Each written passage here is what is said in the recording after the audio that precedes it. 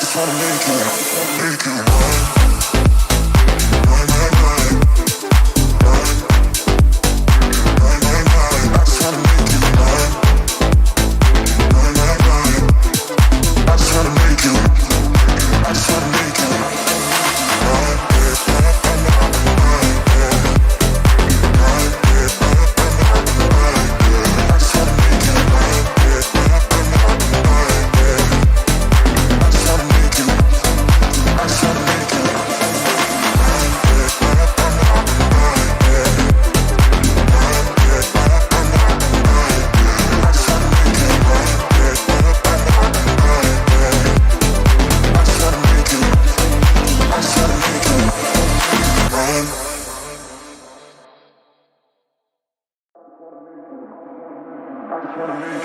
wanna make you mine, mine, mine, mine, mine, mine, mine, mine. I just wanna make you mine, mine, mine, mine, mine, mine, mine, mine. I just wanna make you mine, mine, mine, mine, mine, mine, mine, mine. I just wanna make you mine.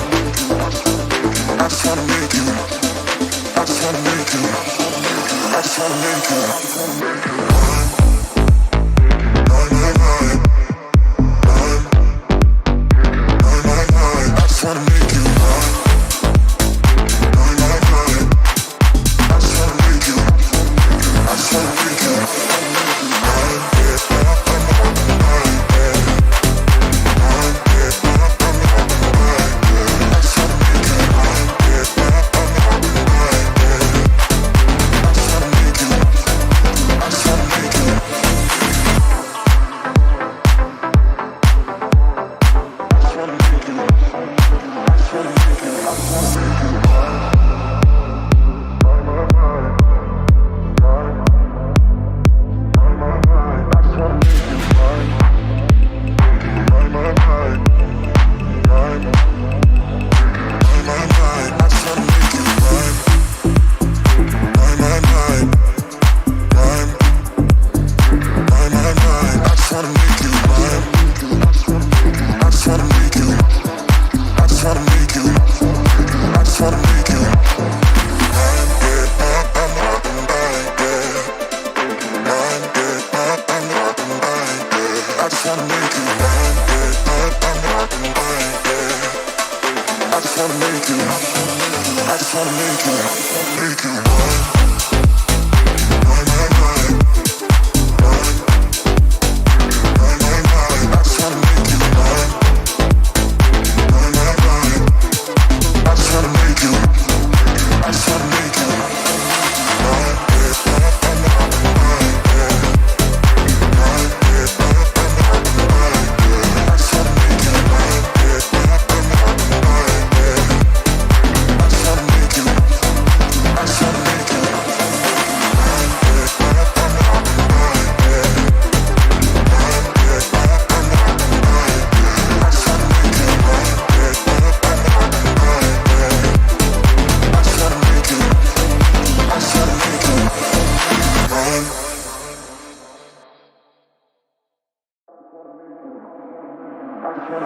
I just wanna make you mine, mine, mine, mine, mine, mine, mine, mine. I just wanna make you mine, mine, mine, mine, mine, mine, mine, mine. I just wanna make you mine. Hey guys, welcome to another episode of Bikini in the Brain. And in this episode, we are extra bikini today because we just got extra bikinied this weekend with Ashley Kaltwasser. Ashley, you want to tell them what happened this weekend? Oh, yeah. I competed this weekend in Las Vegas, Nevada, right in our backyard at the Muscle Contest Legends Classic, and I got another dub. Hey. Hey, look at this. Look at this thing. Yay. If you guys are only listening, I'm holding a sword here and a tiara and a muscle contest victory. And a medal. We got a medal, too. And But, we got to continue to protect the Contest Prep Center. So once we hire that full-time night, Adam is taking applications for the full-time night, and we're going to build that moat and protect Contest Prep Center. I feel like we will need more than one night at this point. We have Maybe so a many few. weapons. We have like we have like We have a 10 hammer as well. hammer. We have quite a few weapons. So good job at protecting us, Ashley. We're building a protective wall around right now, which will be done by the end of the week. Right. So That's going to help greatly with Yeah. Maybe some spikes at the top or something. yeah, we'll actually probably need them in this area. So other news too. So well, first off, Ashley won her 31st pro show, making that 30 was the marker for her being the most all-time winning IFBB competitor of all time. Even though she's very modest about it, it's a very amazing accomplishment to watch. Every time she wins, you're watching history because it's becoming farther and farther for someone to capture that. So I threw this crazy thing out once on Instagram, and I thought it was a total joke. And I was like, let's see if we can get to 50. And I was like, zero intentions of that actually like being a thing. And then Ashley's like, 50 exclamation point. She's like, actually, I like that idea. Yeah. Maybe get it in a few years. yeah. That's definitely not a this year thing. But so congratulations on that, Ashley. And not Thank you. only that, so it was a cool show. It was a muscle contest show. Muscle contest always does a great job, guys. If you are looking for a promotion, like your first show promotion, that is definitely one that's going to hit every single time. They just do a great job. So, but we only had one amateur in the show this weekend because early in the year, so we didn't have very many people there. And Ashley helped coach helped coach her. Yeah, and just to clarify, when you said we have one amateur there, we mean from the team. Yes, from the team. There was more than one person that showed up to the show. Good call. Just to clarify. Yeah, next wouldn't be too impressive if there's only one person. Yeah, so we had one from the team. Ashley helped coach her, and she ended up winning the overall. Yeah, so we killed it in the MPC division and the pro division. Yes. So good weekend for us. Great way to start off 2022. I'm glad I did the show, and I even got to like shake off some rust as well because the first show of the year is a little rusty. So I'd rather shake off the rust here at a smaller show than at the Arnold. So yeah, so congrats to both of you on that. That's pretty awesome. You can give her a shout out too because Samantha Biaggi. Yes, I put her Congrats. Instagram in as wrong because she was big something, and then we had another big pop up, and I put the wrong. So funny. Yeah. So anyway, shout out to her. Amazing job. She's actually come a long way, and she's always been like.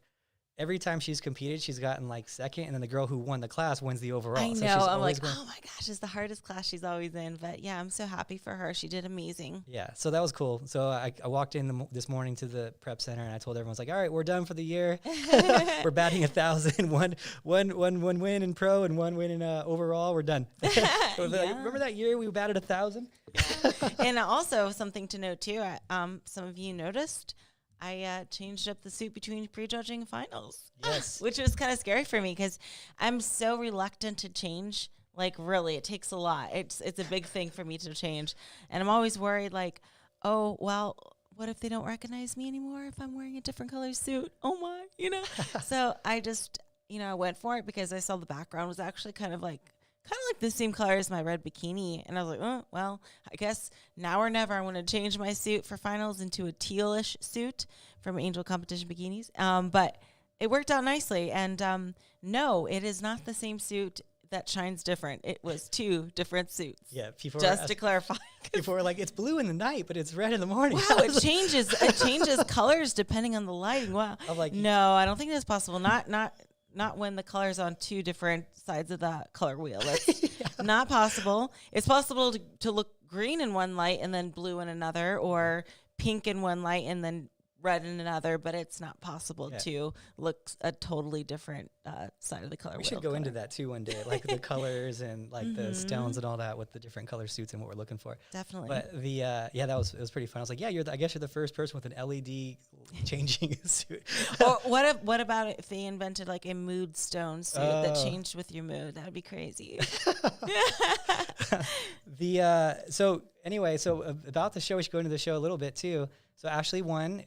It was kind of a cool show because it was her first show back for a little while, getting the ring rust off of her, right? You got to get back up there, get comfortable again. And generally you got to like make mistakes and learn from them throughout the year. But you did a really solid job.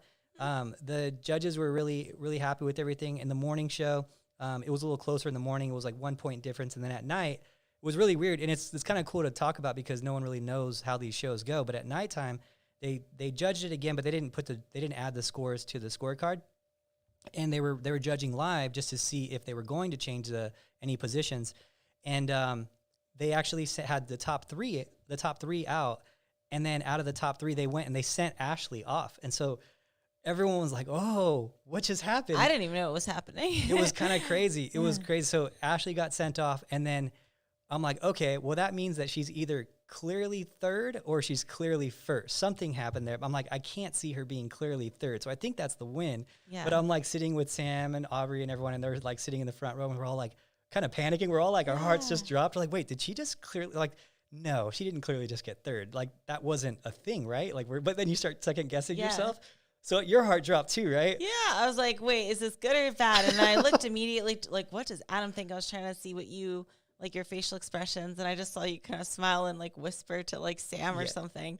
But I was like, I don't know what that means. But I was more nervous when they announced third place because when they announced third place, I'm like, okay, I'm either third or first. So if I'm not third place, then I'm first. Yeah. So hopefully that makes sense when we're relaying this information after the fact. But yeah, it turns out that the finals, I did a much better job, and they were really impressed. So I had more, I guess, like a perfect score at night, but they don't change the scorecard unless the placings change. So it still stayed with that, but that's irrelevant. It doesn't really matter. But a few things that they noted from prejudging to finals is that I came in tighter for finals. And my suit color changed. I also darkened my tan a little bit, and I posed a little bit, harder in certain poses, because what I do is I look at prejudging videos and photos that all you lovely people tag me in, and I can kind of see, like, oh no, I should have been more upright here, or I should have, like, leaned more this way. So I'm always, like, super critical of those photos that get tagged in, and from that I kind of just adjust for finals. And so yeah, finals I usually look better. Most of the time that's the case. So even like my hair and makeup too, I'll be like, oh, my hair looks better if it's on this side, not that side. So you might notice a few subtle changes from time to time between prejudging and finals, but I think I looked much better at finals, I will say, for sure. Yeah, you got a little bit tighter at finals too, and knowing that was a possibility, we just kept the food really light. I mean, she just basically had like a little bit of nut butter. Yeah. And that was pretty much it. It was like 8 ounces of water for a 6-hour period, and then nut butter, and that was pretty much it. Totally. Yeah. I don't know how these people go for burgers between prejudging and finals. I'm like, what the heck?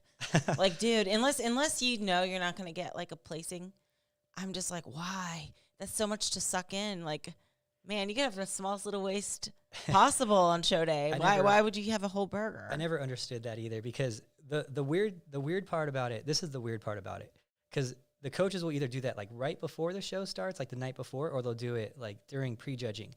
And then I'm like, what's your reasoning for that after judging happens? Yeah. And like, oh, well, it'll help fill them out. It'll help fill them out, the salt and the fats. It'll help fill them out. I'm like, well, if you knew that was, if they're lagging, if they're not filled out yet, why would you do it after the judging happened? Right. And if it, like, that doesn't make any sense. Right. And how fast do you think this food is digesting, where it's in your muscles in Definitely. a few hours, like 4 hours, 3 hours, it's right. all of a sudden in your muscles? And I would say, like, too, if you truly believe that route, that you need all those nutrients all at once or whatever, and that it's going to make a difference, there's much better options of food to choose that aren't going to take up as much room. So on show day, I keep the food like calorie dense, but not taking up a lot of volume. Yeah. And I avoid meat and other hard to digest food items like vegetables and stuff.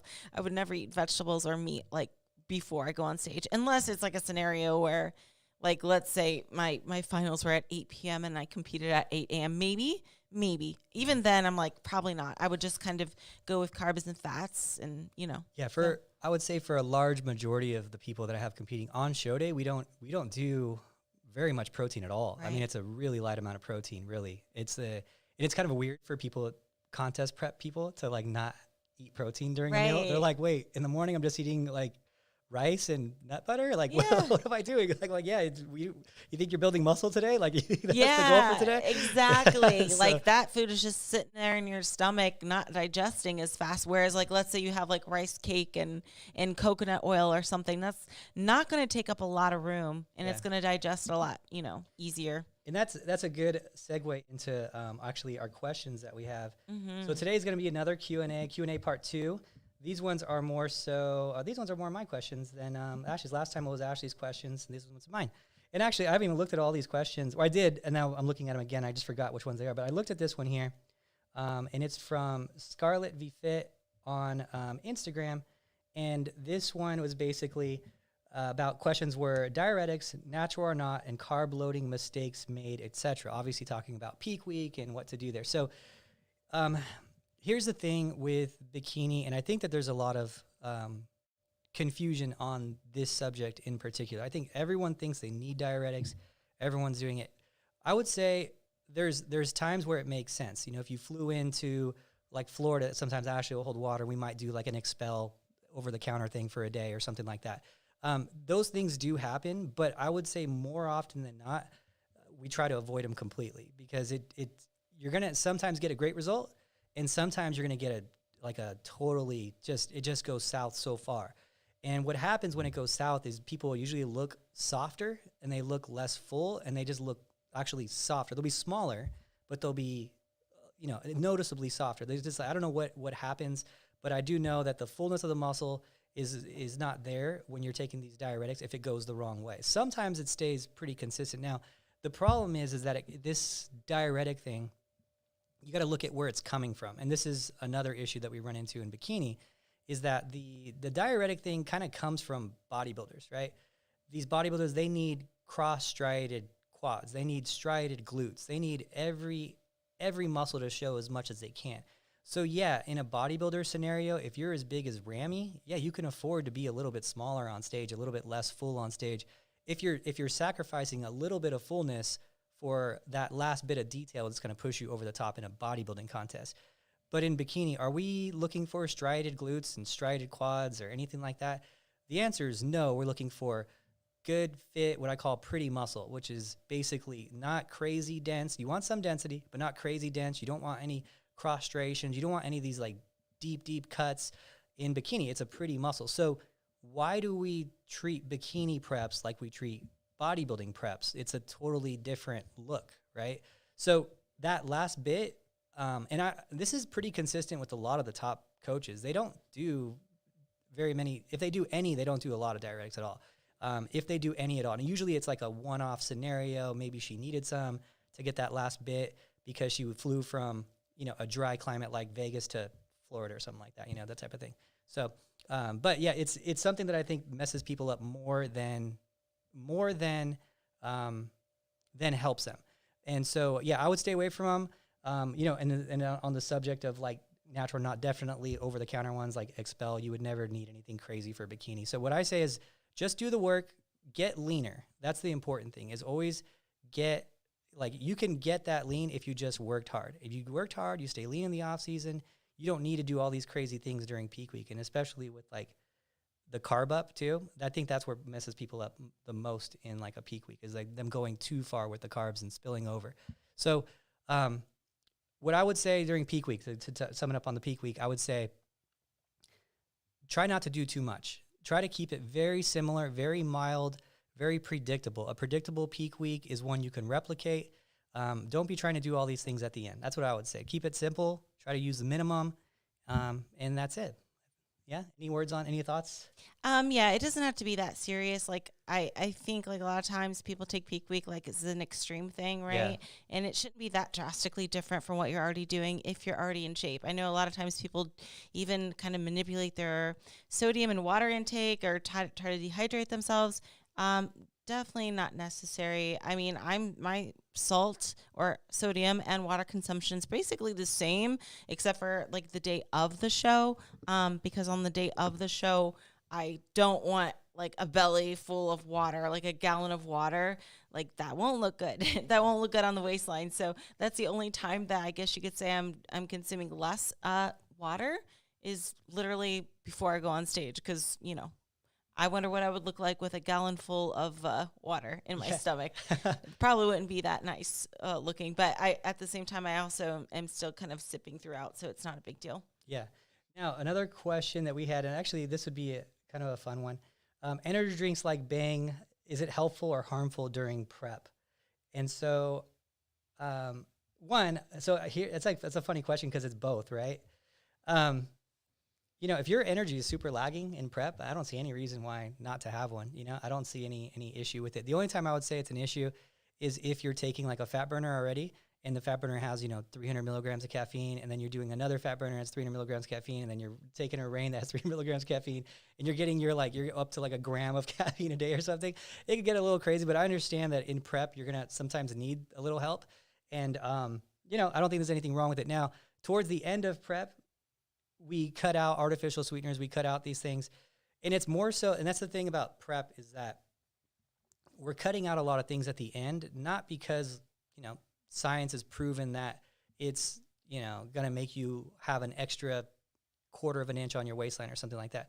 But it's more so of a what if it does, what if you do have issues with artificial sweetener and it makes you bloated? There's a lot of people that do have issues with that, and it makes their waistline a little bit bigger. So we just kind of clean it up towards the end, not necessarily because it's for sure going to work, but because even if it's a 0.5% better, and we do 10, 15 different things that are 0.5% better, maybe we'll have a 5% better look when you do that. So we cut a lot of things towards the end. And some of them might make sense and some of them might not make total sense, but I'm like, hey, it's like 5 days. Just clean it up for 5 days. If anything, it's good for you to clean all the crap up out of your system that maybe potentially could be causing something. So that's generally the rule of thumb on them. You do energy drink, I don't know, when you're in prep, pretty much. Yeah. Pretty much, like, I don't know how often you do it. But. Oh, like twice a day? Yeah.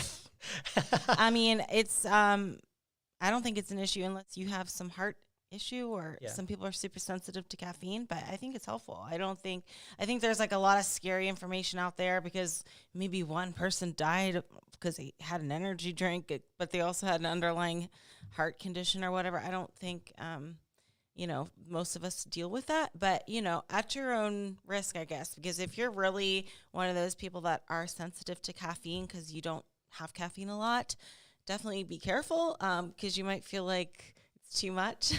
But I think most people wouldn't have an issue. And, like you said, I pretty much have them until like last week of prep. So peak week is when I cut it out. Yeah. And then I just switched to coffee. There you go. Yeah. So, what's funny is that you can have sensitivities to anything. So that's the thing. I mean, I remember I was prepping Bikini Pro once, and she was like, the only thing that's keeping me afloat on this prep is coffee. And she like sent me pictures like, have you tried this new mix? It was like a cinnamon like spice mix from Penzi Spices that you put in like coffee. And I was like, no, it sounds really good though, right? So she like sent me a picture of it and then she got her food sensitivity testing back, and it was her top two things that she was sensitive to was coffee and cinnamon. I was like, that's such a tragic response on that. That was like the worst case scenario. Right. So, but she actually did cut it when she got that, and she started getting way less water retention and stuff. So it just shows like those things, you could be sensitive to anything. So that's why we clean it up so much at the end, because we're never going to be able to identify every food. So we'll cut everything at the end for a few days to be super clean. So there you go. Okay, so here's another question from Avery KH, and her question is rest day carbs and nutrition adjustments for rest day. So that's a good question because a lot of people are going to have adjustments on those days, because you got to understand you're burning a lot less calories. You don't need as much recovery because you didn't just work out in the gym, so you don't need this crazy post-workout. And so what I'll typically do for someone who's going to be in a on their rest day is I just don't have any of the high glycemic carbs in their post-workout. I generally will still have the protein, but if they have, let's say, 50 high glycemic carbs post-workout and 30 grams of protein, I'll say just have the 30 grams of protein. Don't have the carbs. You don't need the extra calories. You don't need those extra. If it's 50 carbs, it's 200 calories. You don't need those extra calories because you didn't burn as many calories today anyway. And it kind of offsets the adjustment. It makes it simple. You still have your shake. If you want to, you can switch out that shake for whole food if you want that day. But I'll just generally just cut those carbs from that meal. Typical rule of thumb. I mean, it's obviously not directly how many calories you're burning, you're offsetting, but it's enough. So, what do you think? Anything? Okay. That was a pretty simple, pretty simple one, right? Okay, let's go. You know what? There's another one. Let's look at a couple of these questions here.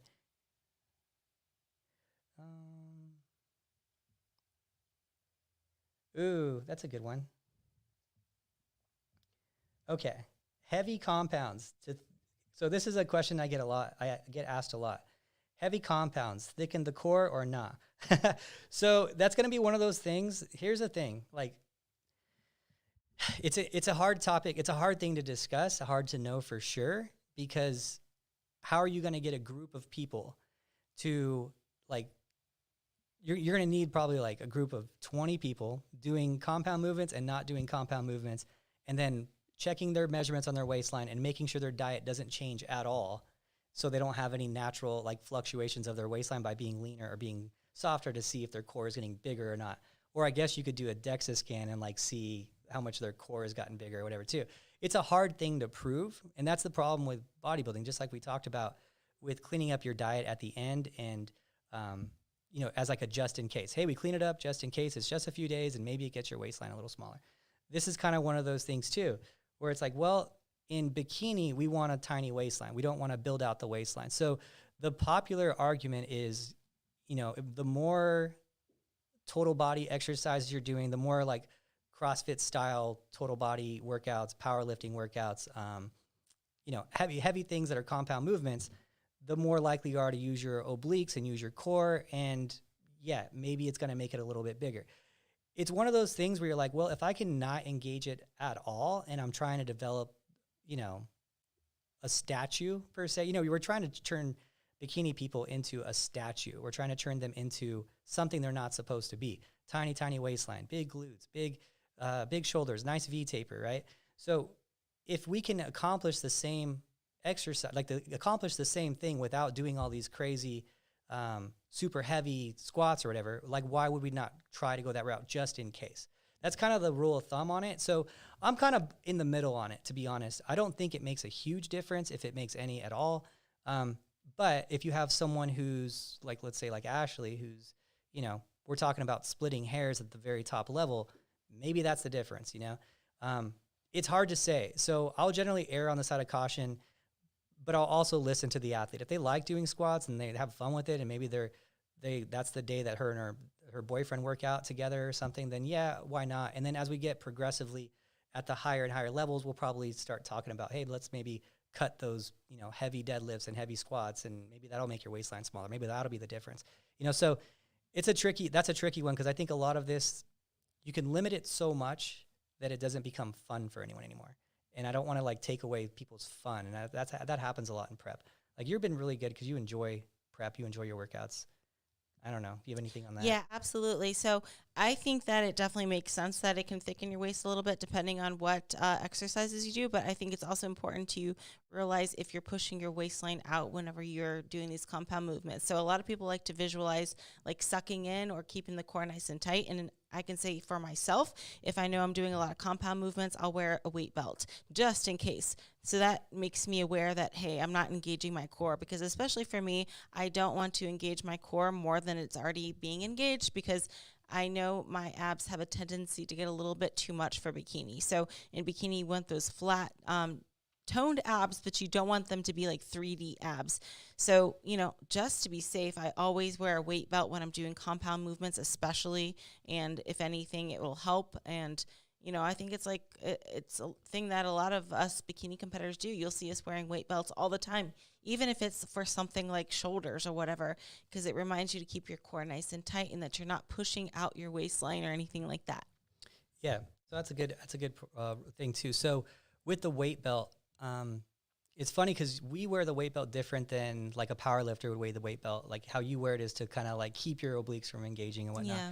And then the way that power lifters will wear the weight belt is they'll actually wear the weight belt, and then they'll put pressure, like when they're going down in a movement, they're like in the deep end of the squat, they'll actually shove their stomach like forward. They'll push their belly out. So they say belly to the floor, when you're doing that. And what that does is it pushes pressure on the front of the belt, which puts pressure on the back of the belt to help support your spine a little more. So it's like you're kind of pushing your belly forward to create more support on the spine through the belt.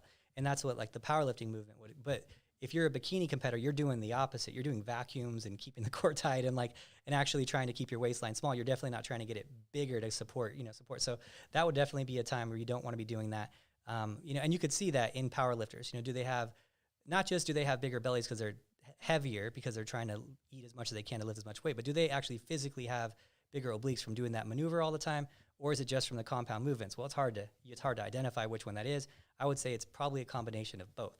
So in the bikini world, I would probably, instead of doing, if you're really concerned with this and you have a really big waistline and you're trying to get to the pro level and you're trying to really progress this as fast as you can, and you don't care about the having fun part of it in the gym, then yeah, maybe more isolated movements where you're not doing, heavy squats and heavy deadlifts might be a benefit to you of a couple percentage points, right? And so, every point matters, and it just kind of depends on where you're at with your career.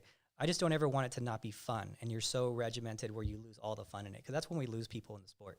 When it becomes not fun, like the only reason Ashley can do so many shows is it's fun for her. She actually genuinely likes it and likes prep, and it's, creates habits in her life and routine in her life, and it works, But if it was not fun and she was grinding and just hated it, she's not even enjoying going to the gym now, like it's not going to last very long. And so that's just something I always want to take into account. I see it happen way too often.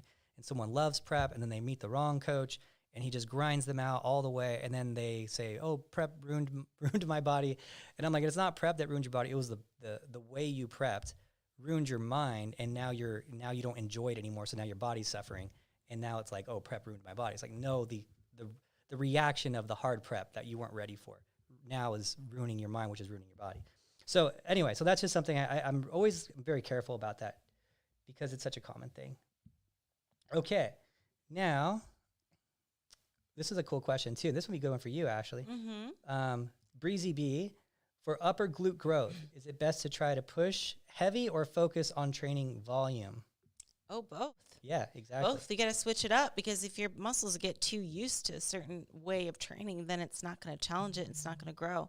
So I would say, mix it up. Do a mix of both volume and those heavy lower rep sets. But also, you can switch it up even more by doing burnout sets or drop sets, or even adding bands. So there's other ways you can challenge a certain muscle group rather than just thinking like volume versus weight, right? There's so many other things you can do, as well as different exercises as well, and trying new things in the gym so that you're always challenging yourself. And I think that's not only helpful for your muscles, but also your mind. So you're not just going through the motions every single workout. You're doing something new every time, which can kind of keep you a little bit more focused, rather than just like, oh, same workout I always do.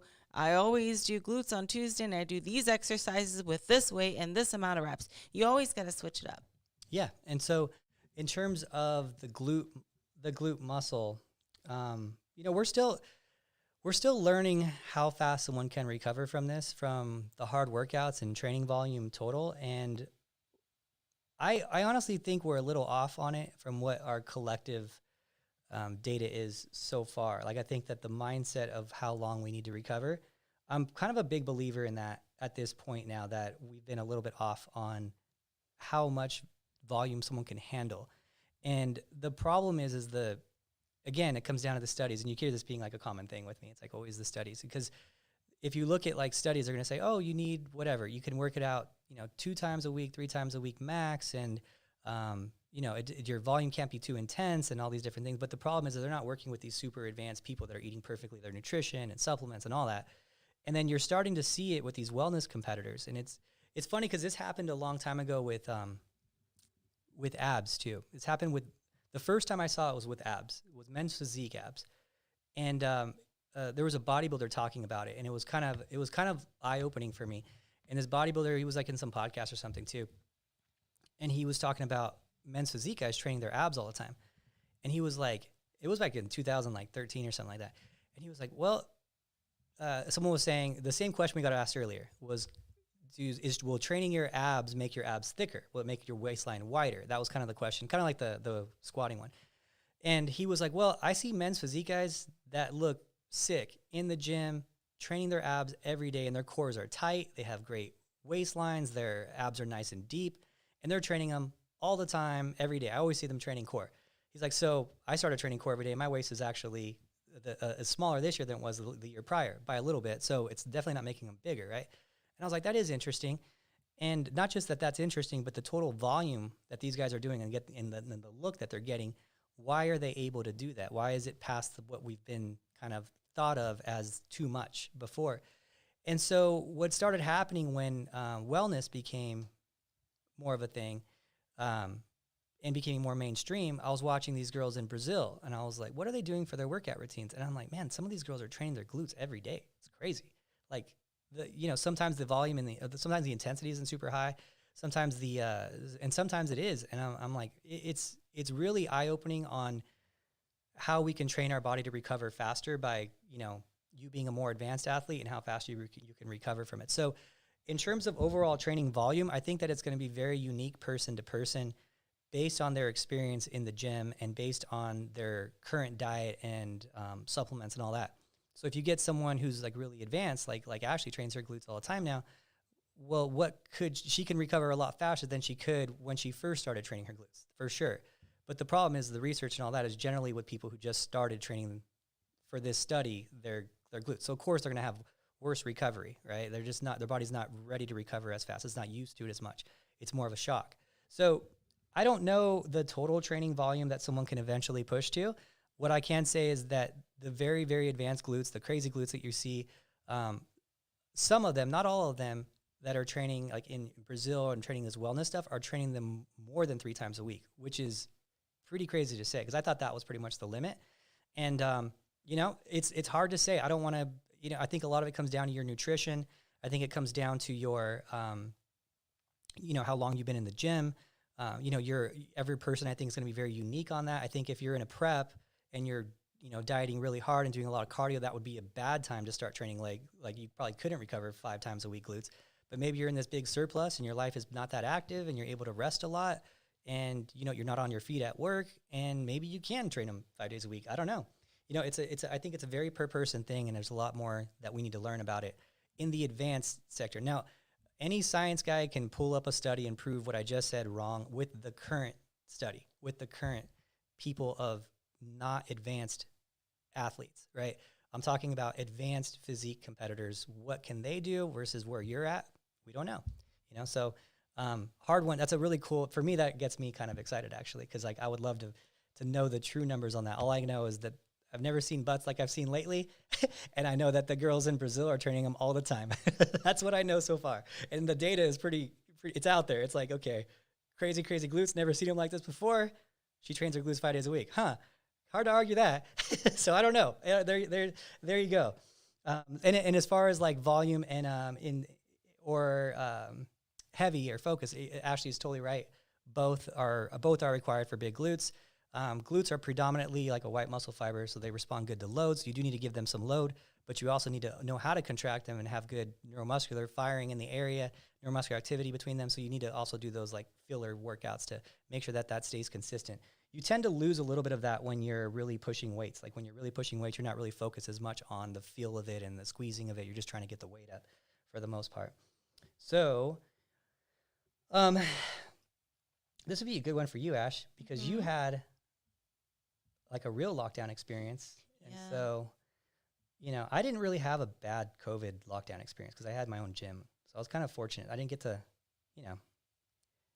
I didn't have to work out at home, which is a blessing. But what are your thoughts on home gym workout? I mean, you went through it for a while. Yeah.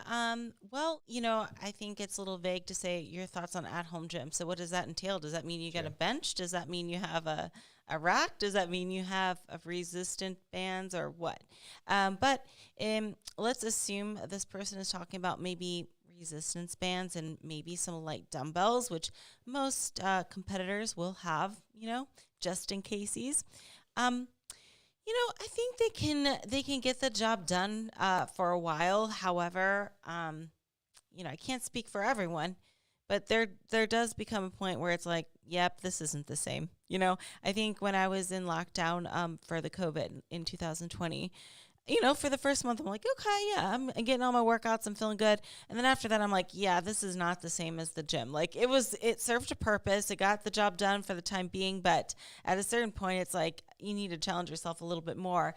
But I guess it depends on how seriously you're taking the sport or what are your fitness goals. Are you just trying to keep in shape or are you actually trying to prep for a show? Because if we're talking just resistance bands and very light dumbbells, it's going to be very hard to prep for a show. versus like the gym. So, that's what really made it difficult to prep for shows in 2020 is some people had access to gyms, some people didn't. I flew quite a few times to Colorado just to train at your gym.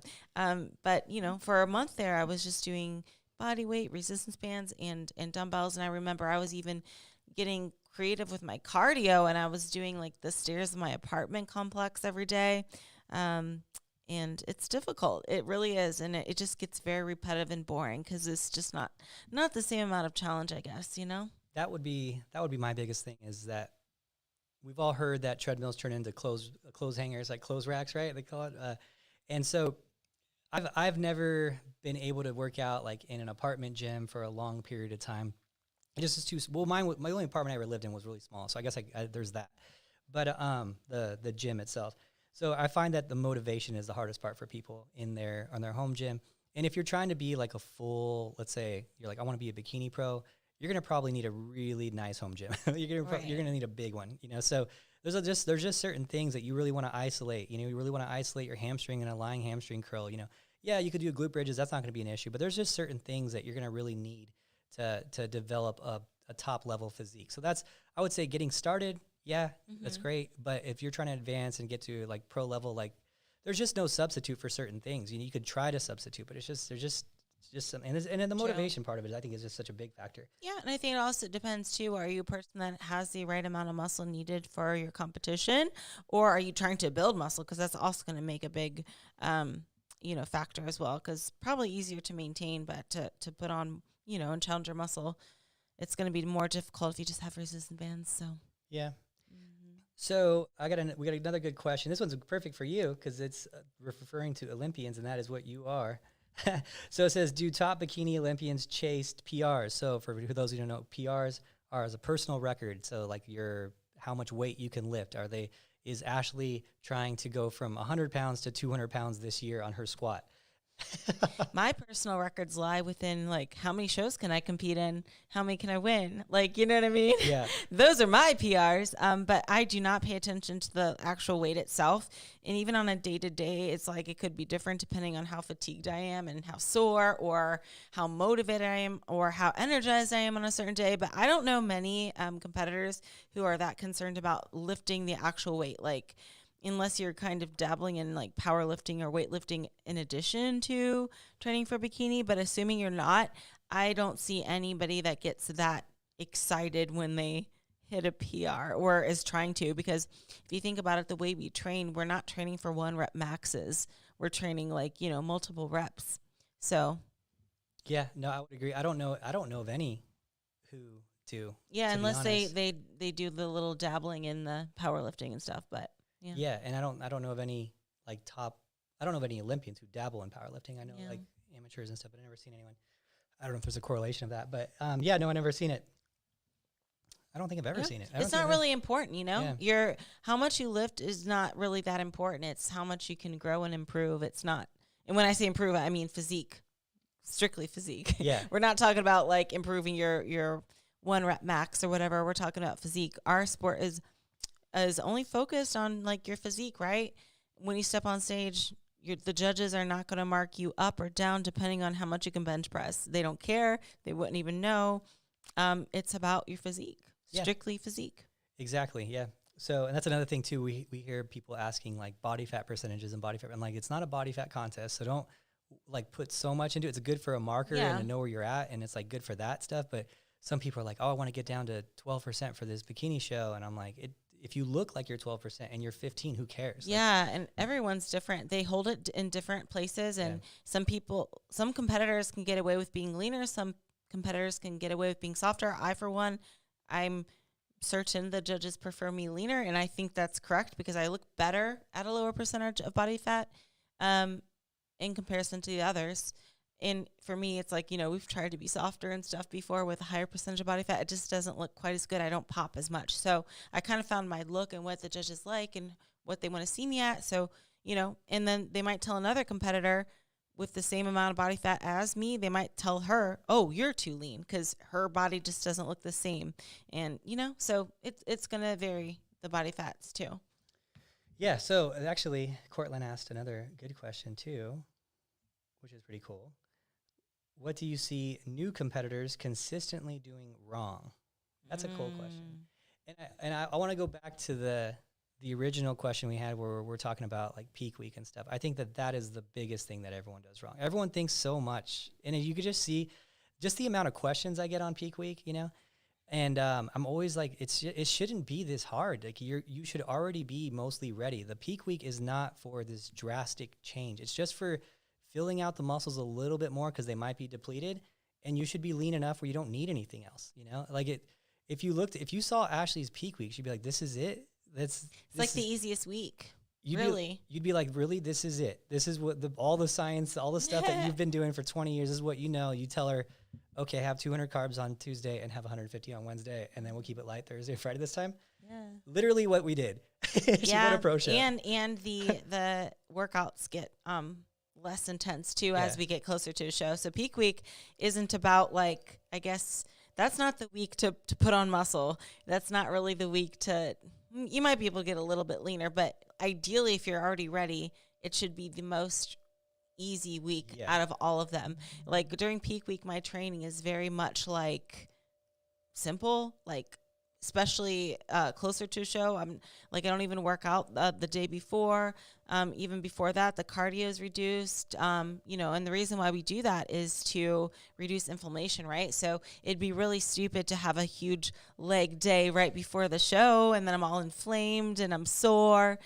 So to reduce that inflammation, keep the workouts, you know, keep the blood moving, but you don't want to go too crazy. You don't want to, you know, damage your muscles too close to a show because with inflammation comes that water retention. Yeah, we usually go like 70%, 80% intensity before a show.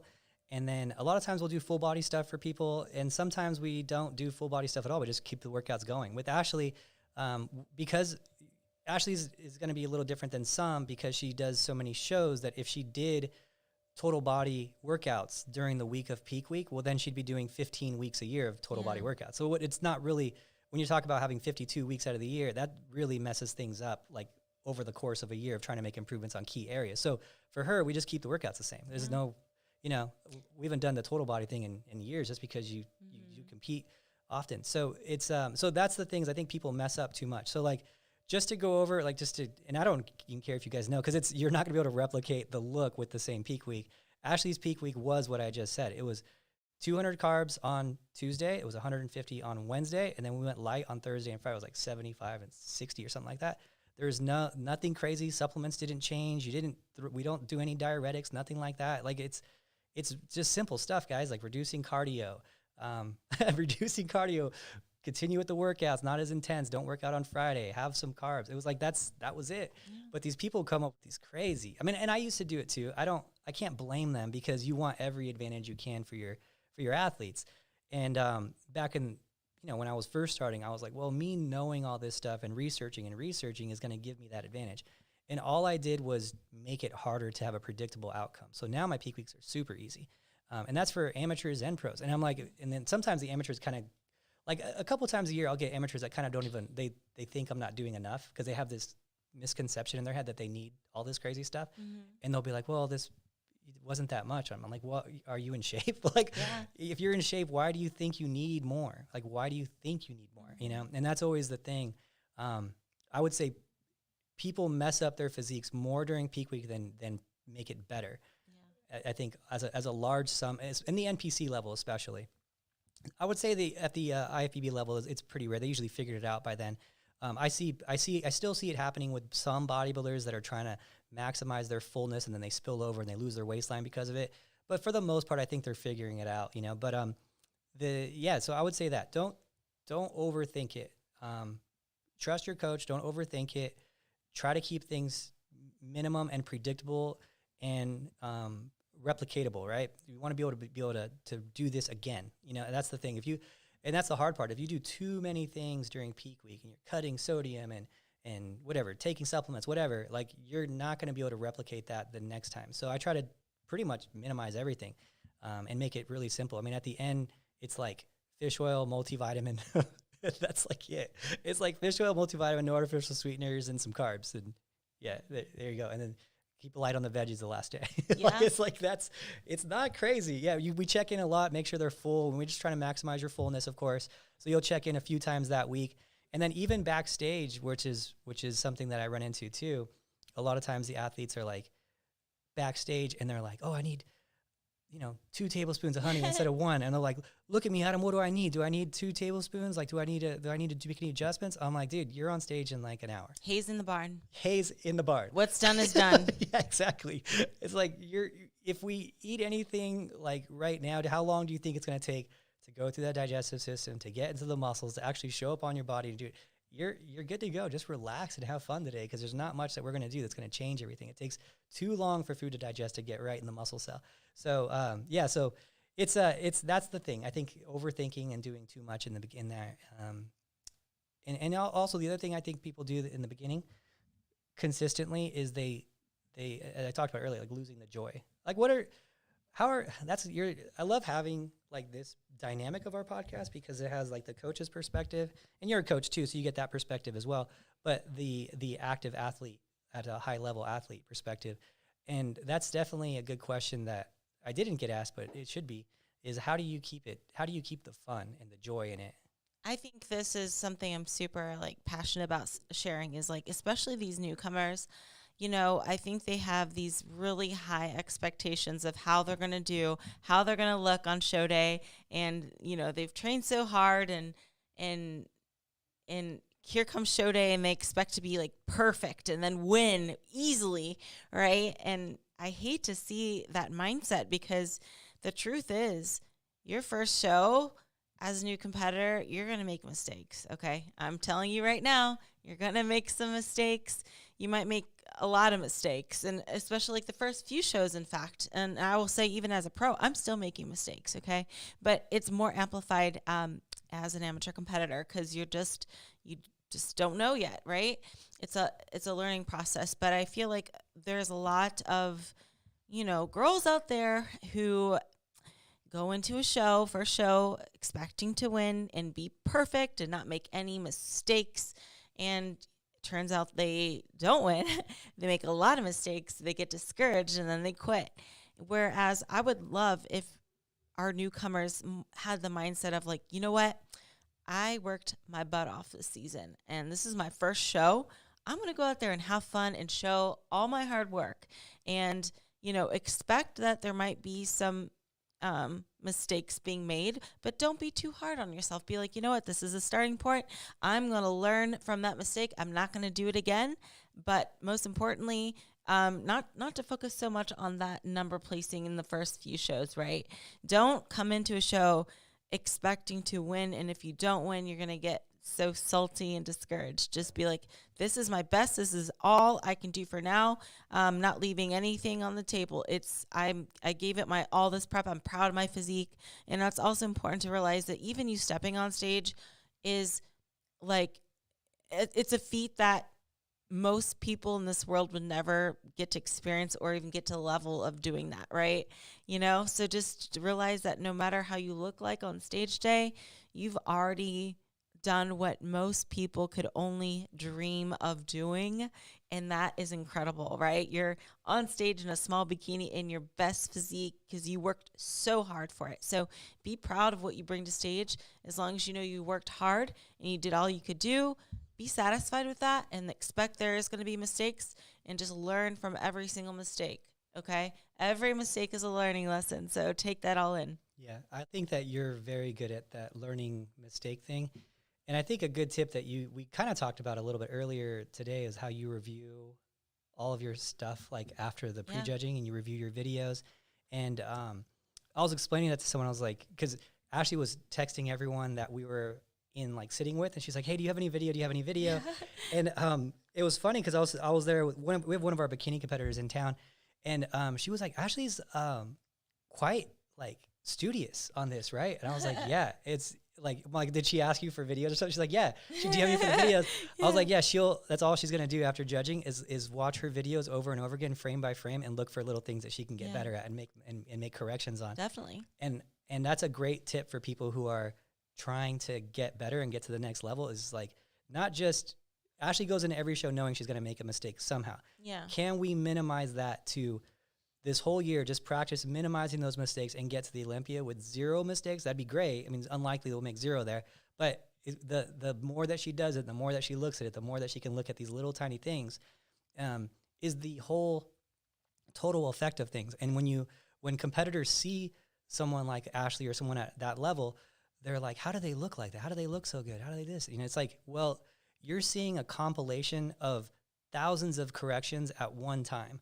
And because it's so trained and practiced, it looks like she's on a level that you can't get to, but this is just a compilation of 1,000 corrected mistakes. Absolutely. In a live scenario. And so everyone can get there, but it does take being studious. Oh yeah. I mean, and being, I guess you can't be stubborn either. You can't be like, no, I look perfect. Oh, those are you the know, worst. like, come on, you know, cause your mom told you look perfect. You know, you gotta be willing to change. I don't know if there's anything worse than that, than like a judge giving someone feedback and they're like, you know what I mean? And they're like, oh, I was leaner than her. And I'm like, no. Even if you were, Yeah, that gets too everyone, much, yeah. hey, everyone looks different, and everybody, like, nobody holds the same body fat the same way. So maybe they did say you need to be leaner, even though the girl that won was softer, because maybe you would look better leaner, but she wouldn't look any better if she got leaner. Yeah. So yeah, but I think like a lot of times we get the family members and friends, they get to their heads, right?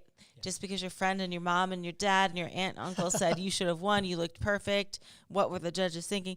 They are not the expert on the sport. Yeah. And even if they had some knowledge, there is some bias, right? There is some bias going on there. So take that in consideration. You're always going to favor who you know and who you're close with, especially family. But yeah, I think you said that just perfectly.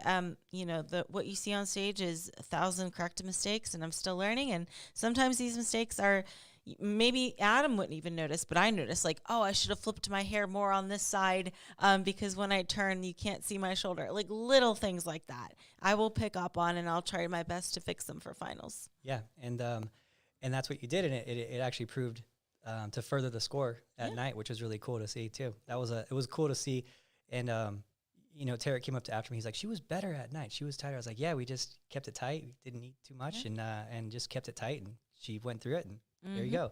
And so, so that's a cool thing to learn for anyone out there who's trying to get better and really trying to be at that next level. You should study your videos and look at them and pose and replay them all the time. And there's a lot of things that you could be doing to make those improvements on a daily basis.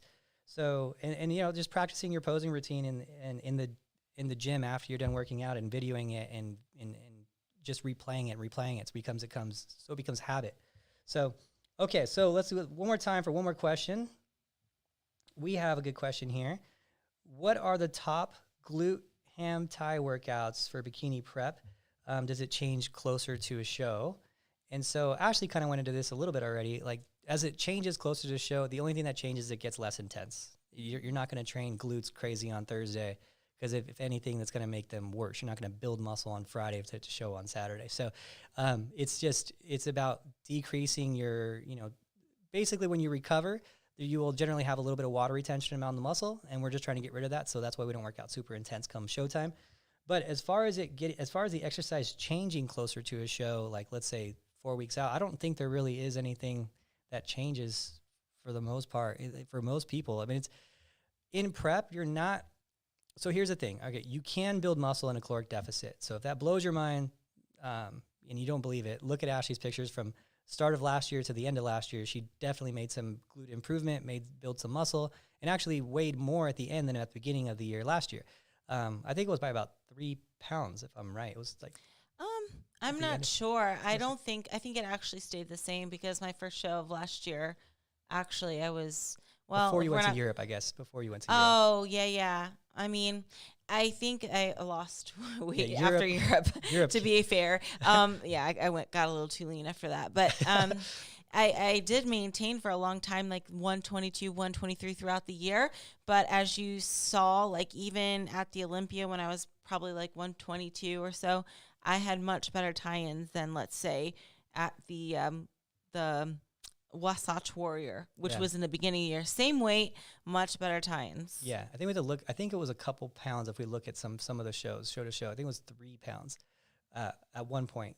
I think you're at 120. Weren't you at 125 at one point last year? Like in a lean last show year, prep state? I feel like you were for at least one of the shows. one show I was, yeah. But the first show of the year. I was like, but that was like a few days before Okay. the show. So I don't know. It's hard to say. But I usually hover around that 122, 123. Except for when I went to Europe, I got too small. Yeah. Yeah. Yeah. I was so, like 118. Oh, yeah, she got little. small. Yeah. So you can build muscle while in your caloric deficit. Now, the thing is, you're not going to build a lot of muscle when you're in a caloric deficit. There will be some hindrance to it, to some capacity at least. So when you're in a prep, you can't expect to build a ton of muscle. You're probably not going to build a ton of muscle. And so because of that, I wouldn't really worry about so much about what exercises am I doing during prep to build the most amount of muscle. It's just keep working the exercises the same way you've pretty much been doing it. In the off season, when you have calories to support it, maybe you can increase volume and frequency substantially, then that would probably matter a little bit more. But during prep, just pretty much keep it the same. Make sure it's not going away. For the most part, when you're in prep, you're just trying to keep the muscle that you have.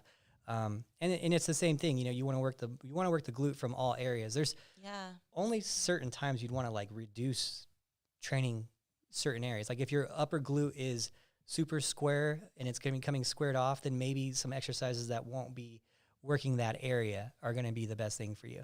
So, I guess it doesn't change that much, that answer. Yeah. No, but it should always be changing though. That's the thing.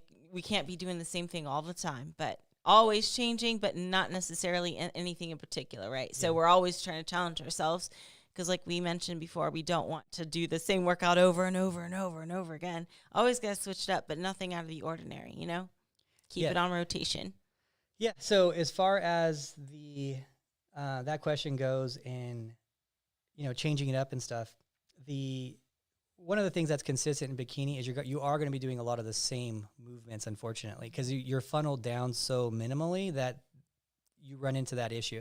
Because we got to think about like what exercises. I get this question a lot too, like what exercises and how, you'll get regular people who are going to, let's say like a CrossFit class, and they want a new workout like every time they work out at the gym. They're like, I just want it to be fun. And I'm like, well, you're kind of funneled down to this bracket of very minimal options within that brackets, because you could look at bodybuilding, you could look at the whole thing of bodybuilding, you could look at, or weightlifting. So you look at like your powerlifting, your strongman stuff, your bodybuilding, your bikini building, all that. And so you pick bikini building, right? And then you go down to a subcategory of bodybuilding. So now you're in bikini. Okay, what's good in bikini? Well, you need good glutes, you need good hamstrings, you need good shoulders, good V-taper without a big waist, not too much detail. So like, okay, what are the exercises that I need to focus on more? Okay, now you're in those.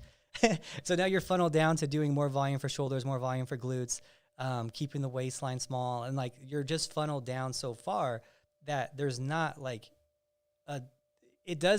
when you funnel yourself down so far, I would say it's not as fun as like a CrossFit workout. You're not going to go in and get a crazy new workout every single time and have that. You are going to be doing a lot of the similar movements throughout your career. So again, keeping it fun, but still keeping it focused is a thing. Now, training with intensity in terms of volume, in terms of it should be changing in terms of intensity versus like how much weight you're lifting. You should be getting better each time you're in the gym a little bit, whether that's doing an extra rep or an extra couple pounds or extra concentration where you feel it a little bit more this time than last. Those are the things you kind of should be focusing on in the gym. But you also want to make sure that you're always lifting, especially a key area like the shoulders, the glutes, the total muscle, the front delt, the rear delt, the mid delt, the upper glute, the tie-in part of the glute, the outside width of the glute. Like everything should be targeted in its own muscle group, so you can make sure to completely work the glute from all angles and develop, a well-developed glute.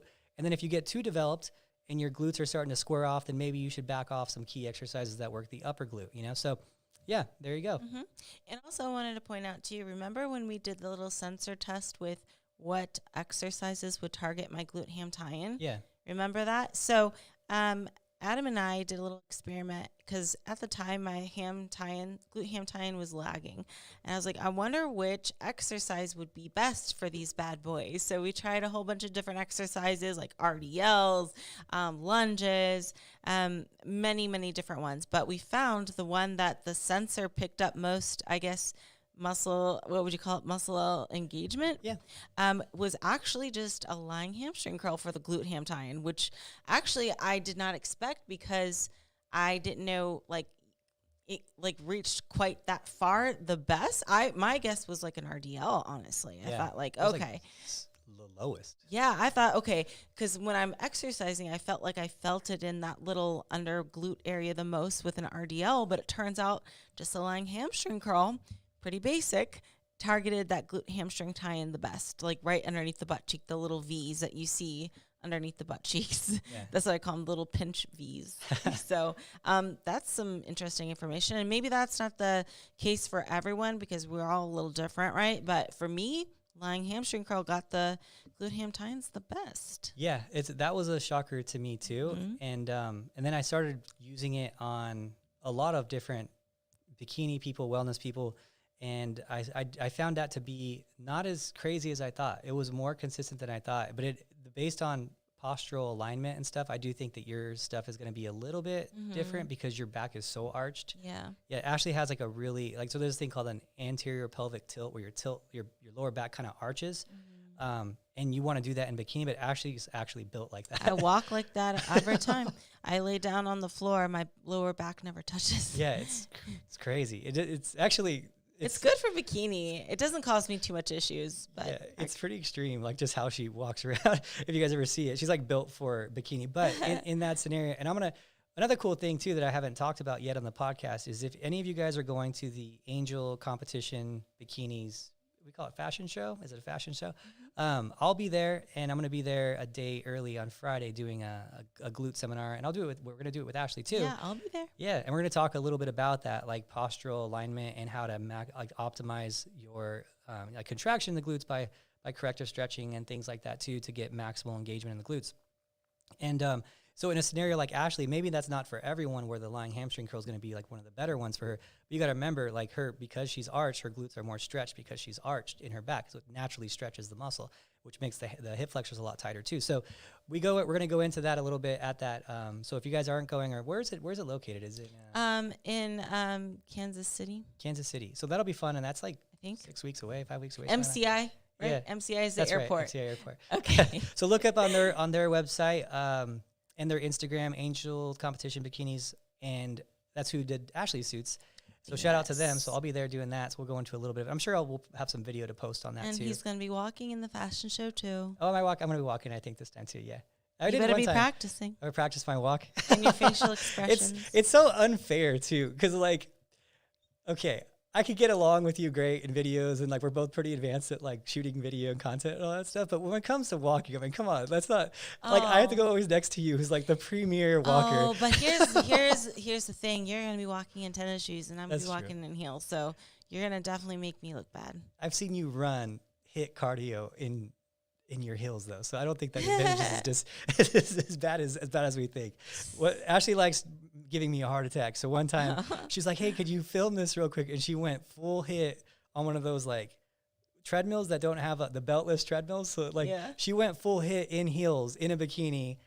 I don't know, what were you running? 12 miles per hour? It was pretty fast. Oh, faster than a cheetah, man. It was That's faster than a cheetah. I don't know. It was crazy fast. I thought she was gonna like jog or something, but I was like, really? You went all out, hit sprint? So anyway, I guess that is basically it for today. That was my outro. This is not a very good segue. Yeah, we need still an amateur podcaster. We need to work on that. You got to match your outros with the new set because it's pretty epic. Yeah, so. We'll leave the outros to you. I'm an amateur competitor and amateur podcaster. What are you gonna say?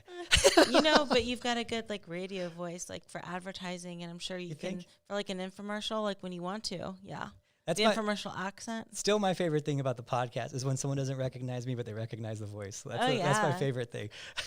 Yeah. So, all right, guys. So thank you guys so much for watching. Keep those questions coming in. You can text me those questions. The number will be in the